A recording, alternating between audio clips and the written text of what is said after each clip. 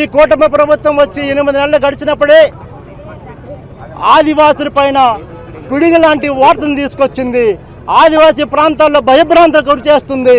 ఏదైతే ఆమదవలస నియోజకవర్గంలో ఉన్నటువంటి వెన్నెల వలస అలాగే పరిసర ప్రాంతాలలో అనేక మంది 3,000 మంది ఆదివాసీ ప్రాంతాలు ఉన్నాయి. 3,000 మంది ఆదివాసీ జనాభా ఉన్నారు. 30 పైగా ఆదివాసీ గ్రామాలు ఉన్నాయి.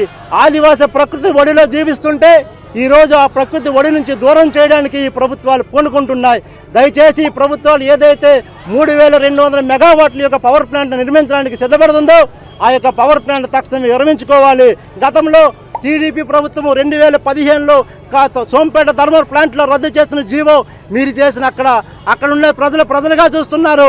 ఈరోజు మా ఆదివాసుల్లో కుంపటి చేపడానికి చూస్తే ఆదివాసుల యొక్క చరిత్ర శ్రీకాకుళం జిల్లాకే కాదు యావత్ ప్రపంచ దేశానికి తెలుసు.